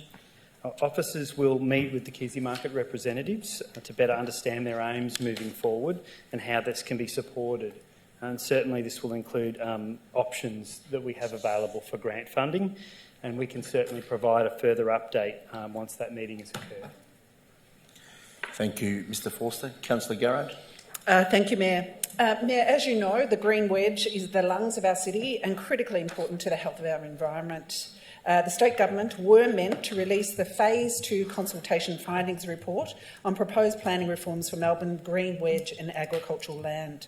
The report was meant to be released in mid-2021 and the implementation in 21-22. Given that we are key stakeholders, will the council write to the state government requesting the release of this important document? Mr Thorley. Through you, Mr Mayor. Thank you for the question, Councillor Garrard. The Department of Environment, Land, Water and Planning, DELP as they're known, has consulted several times with Council regarding Melbourne's green wedges and agricultural land. The most recent was, as you mentioned, late 2020, where key stakeholders, including green wedge councils like ourselves, were invited to comment on a detailed consultation paper. Council's officers prepared and lodged a submission to this consultation on behalf of Council in January 2021. In addition to this, Council officers also provided detailed feedback to be included within the Municipal Association of Victoria, MAV, submission submitted to DELP on behalf of all councils. Since that time, Council officers have regularly contacted DELP for an update and a progress on the project, and are advised that DELP are still considering submissions that have been received. Council officers, in response to your question, will write again to the planning implementation team to request a project update and ask that the report summarising the feedback received, which was, as you said, due for release in mid-2021, will be released. Thank you, Mr Mayor. Thank you, Mr Thorley. Councillor Garrard. Thank you for that information, and critically important in the lead up to election that we do have that. So I thank you for your for the pressure that you put on the state government to release that document. Mr Mayor, through you, other large projects of municipal-wide interest, like the building of the Dandenong Civic Centre, have had councillor advisory groups and, I believe, community advisory groups. Given that in the cost and interest of the Dandenong Wellbeing Centre is both of those, why don't we have, so we do have a councillor advisory group, why don't we have also a community advisory group attached to that? Mr Kearsley. Thank you, Councillor. Through you, Mayor, as you pointed out, we actually do have what's called MPAG, which is the Mills Reserve Precinct Advisory Group, and that has been meeting regularly to consider the importance of the Dandenong Wellbeing Centre. With regards to the more community-based one, we feel that the way that the strategy, the initial aquatic strategy was undertaken, but also the numerous consultations, I would say quite successful consultations that we've undertaken with regards to the proposed centre, the DWC, we didn't feel it necessary to have one. I'm also not aware whether there was one for the Springvale Community Hub, which had a group called SMPAG, which was similar to the MPAG group, but that's something I can look into. But in terms of the community consultation group, we considered that the best way to inform was through regular updates, including the availability for community groups and members of the current centre to look at plans, refer to plans, have drop-in centres and those sorts of things, which we believe have consistently provided Council with ongoing support for the nature of this proposal. I'd just like to remind Council that we do have 2 MPAGs set down for October, so please, if you could, and they are crucial ones at this particular stage, so if they're in your diary, in your calendar, then we would welcome your attendance of those. Thank you, Mr Kearsley. Councillor Garrard. Thank you, Mayor. Just in response, I would urge the Council to consider a wider stakeholder group in that consultation. The next question, Mayor, is how close are we now to the Greater Dandenong Biodiversity Action Plan coming to Council for adoption, and for submitters like the Greater Dandenong Environment Group to be informed of the outcome of their feedback? Mr Kearsley. Thank you, Councillor. I can advise that, and I'll do this on behalf of the CEO, John Benny, who informed the group that you refer to last Wednesday directly in an email that the biodiversity plan is scheduled for assessment and review by Council's executive management team on the 15th of November. That review will then go to the councillor briefing session on the 5th of December 2022. We're hoping then that we will proceed to an ordinary council meeting report, which would then be finalised, which is likely to be in the first meeting in January 2023. And then anything that comes out of the adoption of the biodiversity plan, which needs to be referred to the budget process in March or April, can be done for the 23-24 budget. So that the timing of it works quite well in terms of the adoption. I can further advise that Mr Benny then advised the member to contact myself with regards to any further information that they may well need. So that email was in response to, and sent on the 21st of September. Thank you, Mr Keasley. Councillor Garrard. Thank you, Mayor. Mayor, Keysborough South residents are very worried about the safety traffic issues around Chapel Road, but also safety in traffic more broadly. Therefore, what local area traffic management program initiatives are going to be ahead this year, and just more specifically, which will be built this financial year, which ones will have the designs consulted this financial year, and when will the City of Greater Dandenong website be updated to reflect these? Mr Keasley. Thank you, Councillor. With regards to those questions, I can advise that there are, and this may not be particularly always relevant to those parts of Keysborough, but I can advise that the LATM projects currently in detailed design to enable consultation for final design and construction are as follows: raised safety platform on Grey Street and adjustment of intersection at Grey Street and Kemp Street in Springvale. Once those plans are actually finalised, we will then commence consultation with the community. Raised safety platforms on Joy Parade, Henry Street and Romsey Street, Noble Park, and raised safety platforms on Callender Road, Noble Park. The following are planned for detailed design later this year, which is raised safety platforms on Sunnyvale Crescent in Keysborough, so that refers to a Keysborough area, and raised safety platforms on Templewood Avenue, Noble Park. What I can advise is that the website is currently up to date.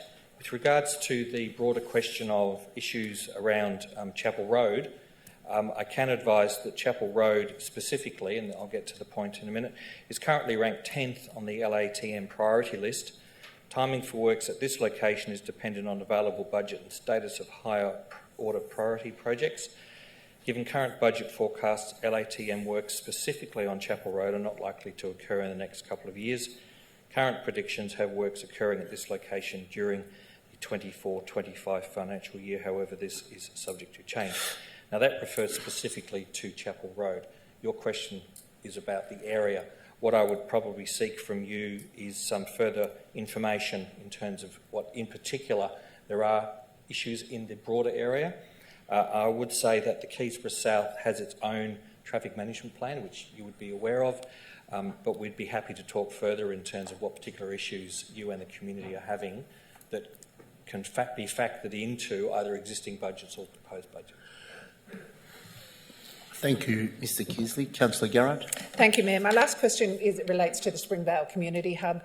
Residents are wondering why the cafe at the Community Hub serves everything in plastic and has an excessive use of plastic, and all of their drinks and food are served in plastic. And this seems to be contrary to our low plastic use policy, and wondering if there is an initiative to wind down the use of plastic there. Mr Forster. Through you, Mr Mayor, and thank you, Councillor Garrard, for your question.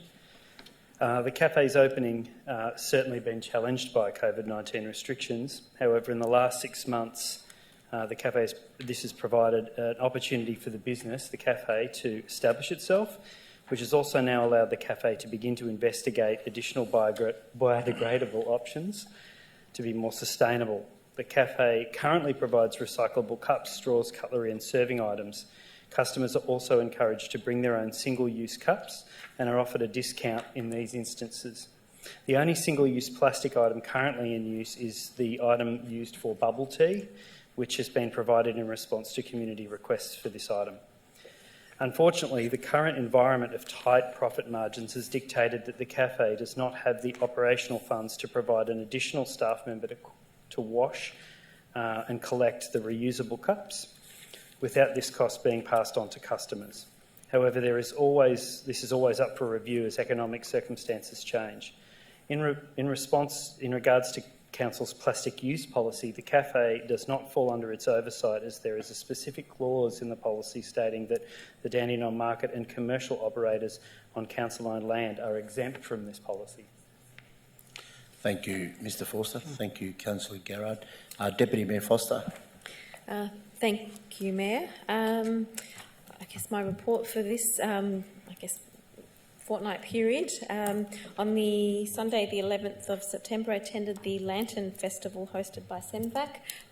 Attended that with yourself, Councillor Trong, and a few others. And that was quite an entertaining event. It was lovely to have the dragon dance and be given a little lantern, cute little lantern gift. But again, it's a great spot there that SEMVAC has. So that was a great event. The 18th of September on the Sunday, what a day, what a weather. So I attended the Keysy Market, and our council really does know how to pivot, not just in regards to Keysy Market, but also the little day out as well. I believe we were able to pivot that and readjust because of the weather, but the weather doesn't stop the City of Greater Dandenong, and it certainly doesn't stop our residents. Keysy Market was packed and it was amazing. I was expecting to see maybe a handful of local residents attending, but it was jam-packed, and I was looking forward to hearing that they're going to be doing some more markets in the coming future, because I think that it would be a great it's certainly a need for the area, these sort of little local markets, very vibrant. But the little day out as well, again, well, the weather didn't stop the residents from coming out, rain, hail or shine. They will come out for an event, although, obviously the numbers would have been greater if the weather held off, but nonetheless, it was still a jam-packed day. Also note going down the slide with my fellow councillor, so it was a fun event for not just the little ones but us big kids as well. So thank you to council and the team for the hard work that you put in for these events. The community certainly does need it, particularly post-COVID. I also attended on the 20th of September, on the Tuesday. It was a morning tea/lunch with the Reaching Out Because We Can and Servants of the Two Hearts at the Noble Park Community Centre.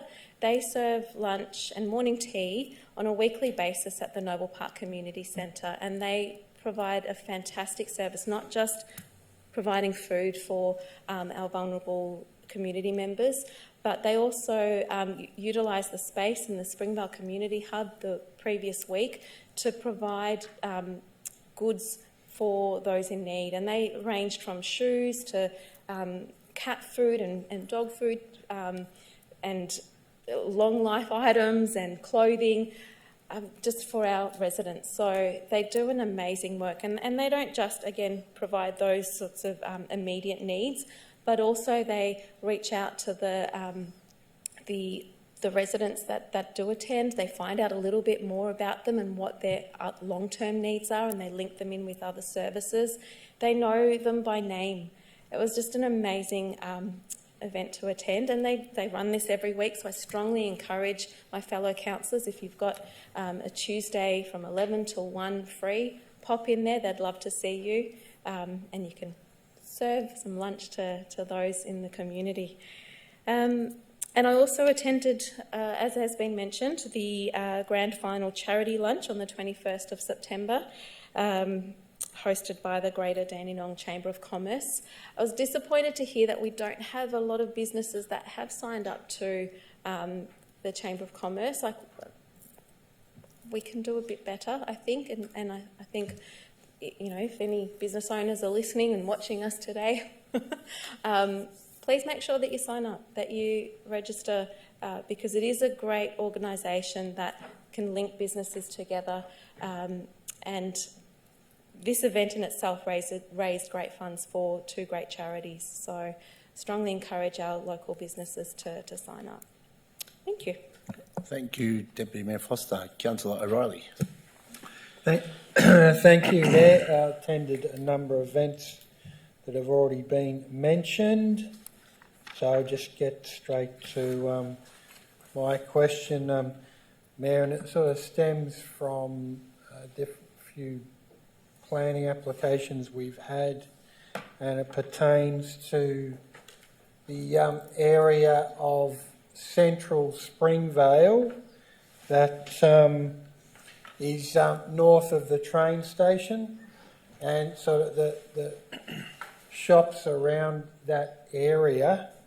It appears, Mayor, that there's extremely limited on-street parking and little capacity for growth. So my question to the Acting Director of Planning is how we deal with permits coming up in future for expansion of trade around that area, restaurants or whatever it may be, when there's currently little on-street parking capacity.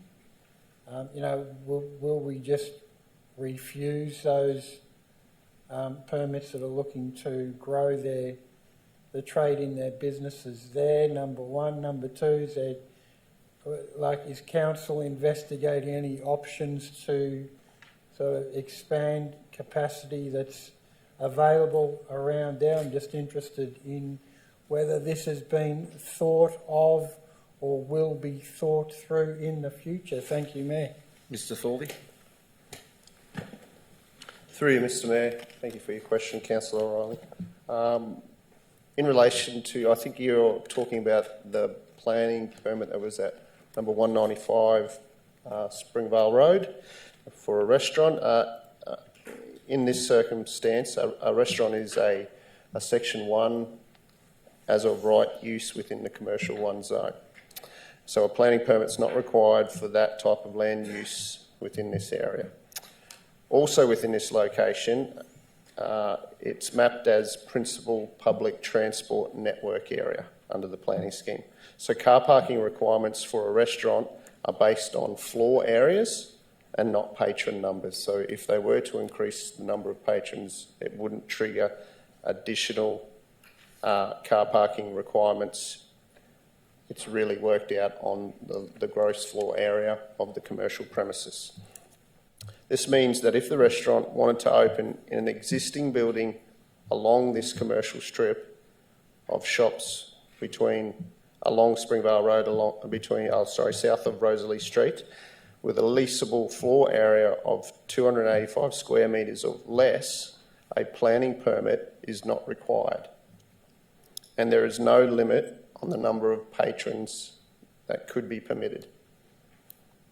So I've broken this question of yours up into 2 questions, Councillor O'Reilly, and in second part, in relation to what are we doing to increase car parking availability in the area.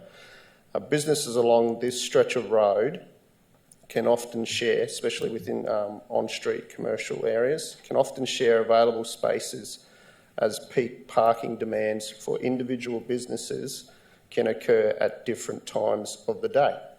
For example, a restaurant is likely to attract higher patronage in the evenings when adjacent to retail, office or service-based businesses which may have closed at the end of the day.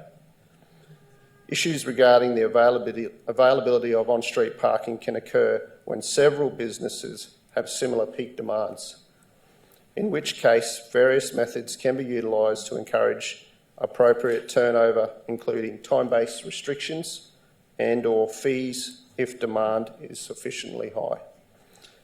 In this particular area of Springvale, the on-street demand rarely exceeds 66%, and generally declines during the evening, with surveys identifying less than 50% occupancy after 4 p.m. Additionally, there is an abundance of on-street and indented parking available in the nearby Rosalie Street, which exhibits far greater vacancy in the evenings. With consideration of all these points, the transport engineers have advised they currently have no concerns regarding parking demand and availability in this section of Springvale. Thank you, Mr. Mayor. Thank you, Mr. Thorley. Councillor O'Reilly. Thank you. Councillor Trong. Thanks, Mr. Mayor. At the first time in 23 years, VCA have the election with the two, candidate groups. And on after 2 weeks campaigns, and on 18th of September, they have an election. And there was about 6 polling booths from Footscray, Sunshine, Laylaw, Richmond, Springvale, and Faulkner. And because of heavy rain, but many people come to work. Especially is now the people control, VCA, and now it's all of them are new people, and I think they will come to talk to council soon. And I have a question because some resident asked me, what is the council plan at the Spring Valley Park? Spring Valley Park. Yeah. Mr. Kearsley. Thank you, Councillor. We've just finished some important works that the EPA had asked us to do with regards to the old landfill on the site, and I think we've now covered what was essentially soil with grass seed to promote the growth. The next steps will be to undertake a long-awaited master plan for the site in terms of what additional things can be located at the park. However, we do have to remind ourselves that unfortunately, due to it being a landfill, there are quite significant restrictions on what you can plant or put on top of a landfill. But we would be hoping, subject to funding, to probably commence some more detailed master planning through both combination of Mr. Bosman's area and my Parks and Gardens group in the next financial year. Thank you. Thank you, Mr. Kearsley. Councillor Trong. That's all. Thank you. Last fortnight, I attended the Ignite final pitch night hosted by the Economic Development Unit, which was hosted here. There was 5 people or businesses, startups, and which council gets involved and trains them up, and they did a presentation, and it was the first time that I attended one, and there was 3 finalists which will continue to get support in opening up a business. So most of these businesses were startups, home businesses, and I think it's a fantastic initiative from council to support people in our community who wanting to open up a business and how to start a business, and with help from the Economic Development Unit, which was fantastic. So I look forward to more of those. I mean, I think it's an annual thing, but it'd be good if we could do it every 6 months or something like that. I'm not sure how much it costs, but the budgets, but I think it creates really good outcomes, and it was great to be part of that. I also attended the Dandenong South Soccer Club presentation night, which Councillor Dark said that Councillor Lim's a great dancer, but I'd have to differ. I reckon Councillor Dark had more moves than Councillor Lim, so it's already had 1,000 views. I'm sure it's going to hit 2,000 by the end of tonight. So, but anyway, it was a good night, and it was also Dandenong South that won the State League 4. Now they'll be in State League 3. It was really good to have the Honourable Mark Dreyfus attend that evening, to have the Attorney General to come to a State 4 presentation night. It just says shows that Mr. Dreyfus really respects the community and is always available when he can. I know from his busy schedule, we'd love to have him more often within our community, but it's great to have had him attend that evening as well. And he does tell me that he is extremely, extremely busy being the Attorney General of Australia. So it was really great to have him attend that evening, and he spent about 3 or 4 hours with us that evening, and it was really great to have him there. Also, we had the special citizenship ceremony to celebrate Citizenship Day.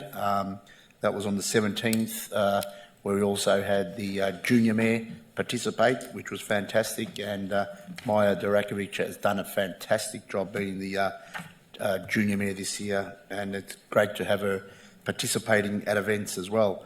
I also attended the Friends of Refugees, the refrigerated truck launch. I was told it cost $113,000. It's a brand new truck, and that'll distribute food, goods, whatever the group needs to the community.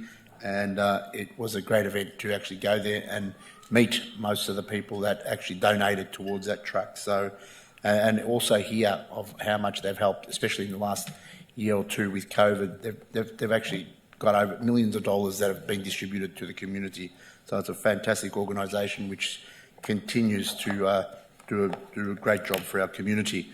I also attended the Cambodian Association of Victoria fundraising event, building of 2 sliding gate doors. As was mentioned, the gates cost $18,000, but the fence, which has already been built probably about 6 months ago, was about $250,000. So the icing on the cake would be to have these 2 sliding doors. And I think there was more than sufficient funds raised that evening to make sure that those sliding gates are purchased and installed. I also attended the Keezy Market, fantastic event, and I'd like to thank Mr. Benny, who got a couple of phone calls from some councillors and myself that we need to take some drastic efforts to make sure that this event doesn't get cancelled, because the weather was saying that it's going to pour down rain, and there was months and months and months of work from the community that we must make sure that the show went on. And he got on to Marcus, Mr. Forster and other staff to make sure that this event went on. And as other councillors said, there was a change of location. Springer's indoor facility was used, and it was last minute changes, but you wouldn't have known if you didn't know. You thought that's how it was meant to be. And I'd like to congratulate Shirlene Ellison and her committee for a fantastic job, and I look forward to attending the next Keezy Market event. So, and I'm sure many other people will be as well. Also attended the Little Day Out again. Weather played a big part. The main stage was moved into the community hall, the Noble Park Community Hall, last minute, and it was a great turnout. There was a lot of little kids. I'm not sure if it was meant to attract little kids being Little Day Out, but it was great to see so many families and so many little kids out there. And after that, I went to the tent, the Coffee with a Cop tent, and there was a mother came with a couple of little kids, and she started speaking to the police, and I was just about a metre on the side just listening, and she said, I always tell my kids when they're naughty I'm going to call the cops. And I think the policeman was not very happy. He said, please don't tell your kids to be scared of the police. We're actually there to help and support the community. So please don't tell your kids that you're going to call the cops when they're naughty. So we're meant to be encouraging them to understand that they go to the police for help, and they're there to support the community.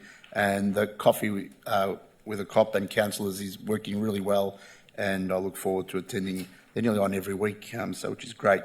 Also, councillors, the Springvale Community Hub turned 2, and there was a celebration at the Springvale Community Hub. I remember opening it up with no people there, COVID, and how that's changed. And I was there also one of the evenings last week. Just great to see that the facility is being used, doesn't matter what time of the day, but so many students are going there to study after hours, and it is a real big asset to our community, and it's 2. Also, like many other councillors said, they attended the grand final lunch hosted by the Greater Dandenong Chamber.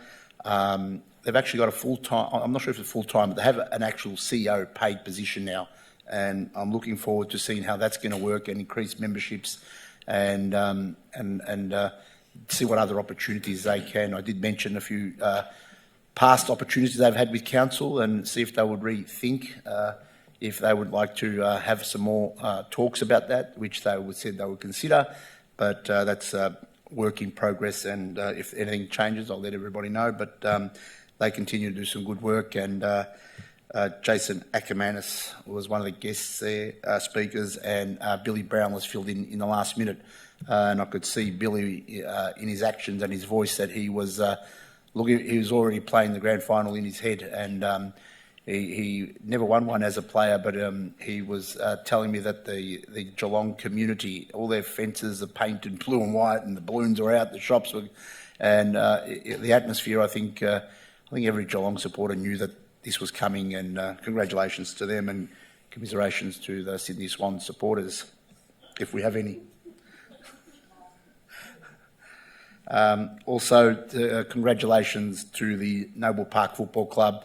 To win the premiership last week is a huge effort. They probably haven't won one for probably about a decade. And as Councillor Dark said, they're very, very hard to win. And congratulations to Noble Park on winning the grand final as the premier football club in our area. That's all from me. Mr Benny, you got some... Yes, Mayor, there were 15 councillor questions taken on notice at the last meeting. All of those have been answered.